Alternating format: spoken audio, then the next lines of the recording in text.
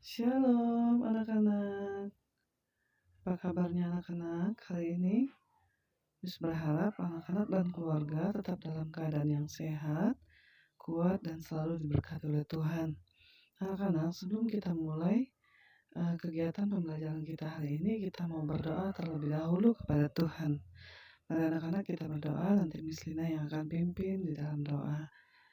Terima kasih Bapak, kami bersyukur atas kasih-Mu, atas perawatan Tuhan, pertolongan Tuhan, yang Tuhan sudah nyatakan dalam kehidupan kami sepanjang malam, sehingga pagi ini Bapak kami boleh bangun, kami boleh mengikuti kegiatan pembelajaran lagi Bapak. Terima kasih Bapak, Tuhan berkati pembelajaran kami dari awal, pertengahan, hingga selesai dengan baik.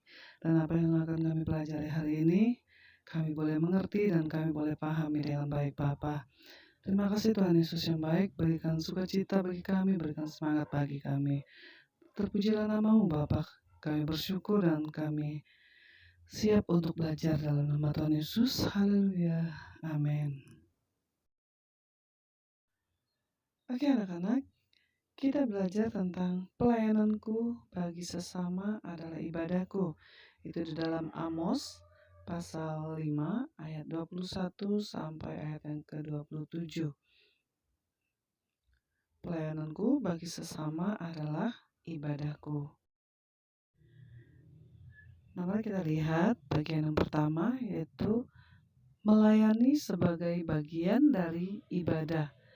Nah, itu di dalam Matius pasal 15 ayat 8 sampai ayat 9. Nah, ini adalah contoh-contoh itu tentang melayani sesama. Itu menolong teman yang dalam kesulitan, mendoakan orang-orang yang mengalami musibah.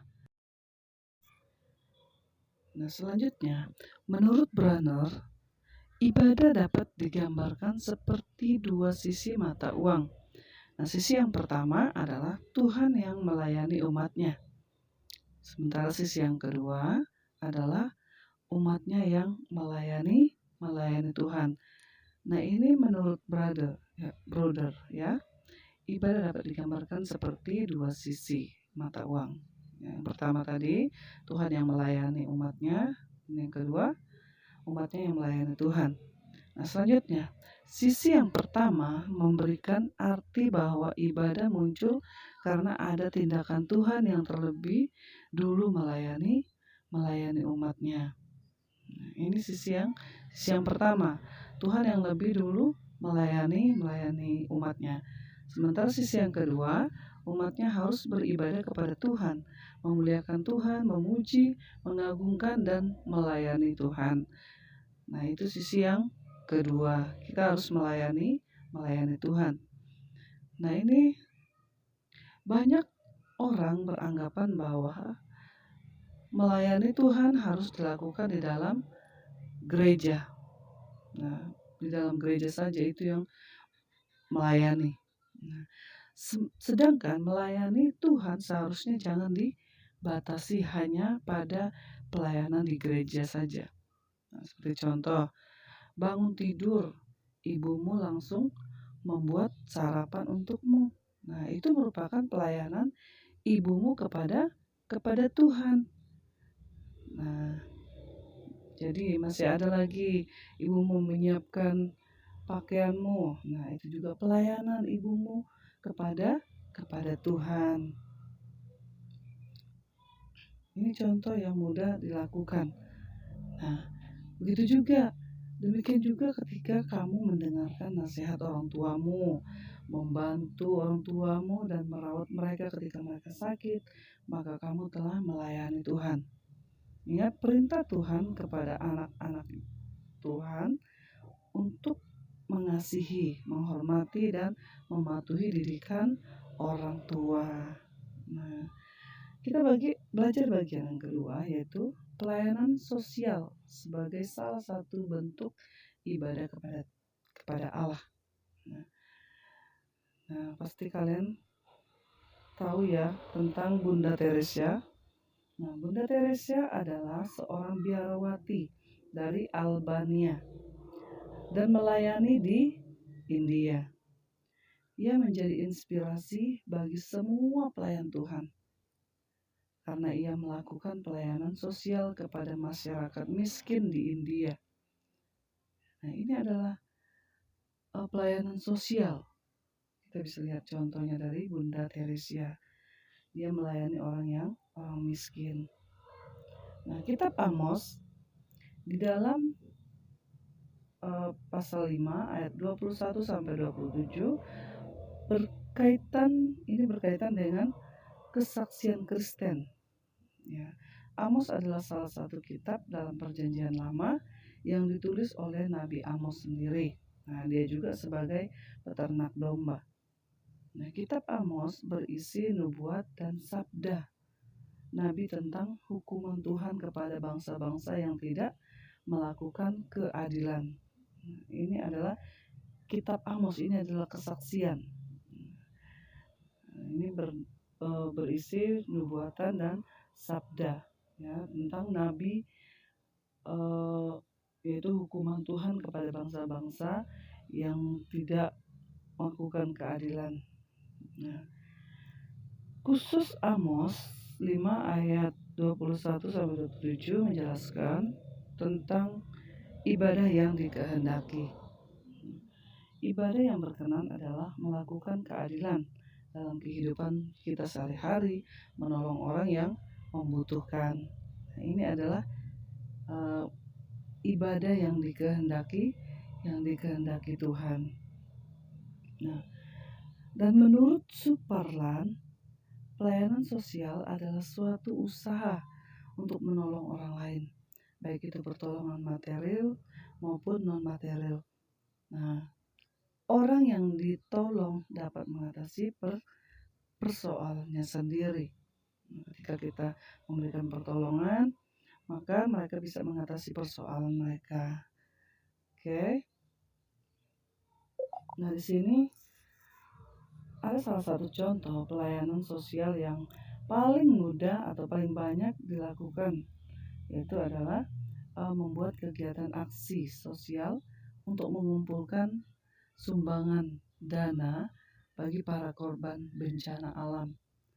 Nah, ini adalah kegiatan aksi yang sering dilakukan atau banyak dilakukan dan mudah dilakukan. Ini adalah pelayanan sosial ya, yang sering kita lihat juga ya. Nah, di sini juga ada contoh yang melayani, yaitu dalam Rut pasal 1 ayat 1 sampai ayat 22. Nah, ini kisah tentang Rut dan Naomi. Rut dan Naomi merupakan kisah tentang kasih, kesetiaan, pelayanan, dan kepedulian seorang menantu perempuan terhadap mertuanya. Rut ini bersikeras mau mendampingi dan tetap melayani Naomi mertuanya, walaupun anak dari Naomi ini atau suaminya Rut ini, walaupun dia sudah meninggal, tetapi Rut ini tetap mau mendampingi Naomi, yaitu mertuanya. Nah, selanjutnya di dalam 2 Korintus pasal 8 ayat 7, Korintus adalah sebuah kota dagang yang sangat besar dalam segala kelebihan yang mereka miliki, yaitu iman, perkataan, pengetahuan, dan dalam kasih. Mereka mau memberi bantuan kepada Rasul Paulus ya, karena mereka memiliki iman ya. Rasul Paulus tetap mengingatkan mereka dalam pelayanan kasih terhadap semua orang. Nah, Rasul Paulus ini mengingatkan kepada mereka supaya mereka mengasihi orang-orang yang ada di sekitar mereka. Nah, sampai di sini kegiatan kita atau pelajaran kita hari ini, dan tugas anak-anak yaitu mencari tokoh Alkitab yang beribadah kepada Tuhan lewat pelayanannya kepada sesama, dan juga membuat puisi tentang ibadah dan pelayanan minimal 7 baris. Nah, silakan anak-anak pilih di di antara dua ini, pilih salah satunya. Apakah anak-anak mau mencari toko Alkitab atau membuat puisi? Nah, terserah anak-anak. Anak-anak, saat ini kita datang bersyukur kepada Tuhan karena Tuhan sudah menolong kegiatan pembelajaran kita hari ini. Kita mau datang mengucap syukur dan kita mau datang berdoa kepada Tuhan. Dari anak-anak, lipat tangannya, tutup matanya, kita mau berdoa. Tuhan Yesus, kami bersyukur karena Tuhan sangat baik bagi kami. Tuhan sudah menolong kegiatan pembelajaran kami hari ini, dan apa yang sudah kami pelajari Bapa, biarlah kami boleh mengerti dan kami boleh pahami dengan baik. Dan mampukan kami untuk melakukan kebenaran firman-Mu dalam kehidupan kami Bapa. Tanamkan terus kebenaran firman-Mu dalam hati kami Bapa, dan kami boleh menjadi pelaku-pelaku-Mu Tuhan. Terima kasih Tuhan Yesus, berkati setiap anak-anak transformasi Bapa, berkati kehidupan mereka Tuhan, berikan mereka kesehatan, kekuatan selalu Bapa.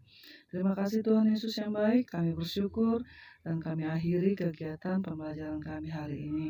Di dalam nama Tuhan Yesus kami berdoa, haleluya, amin. Tetap semangat anak-anak, tetap jaga kesehatan dan jangan lupa tetaplah berdoa. Terima kasih, Tuhan Yesus memberkati. Shalom.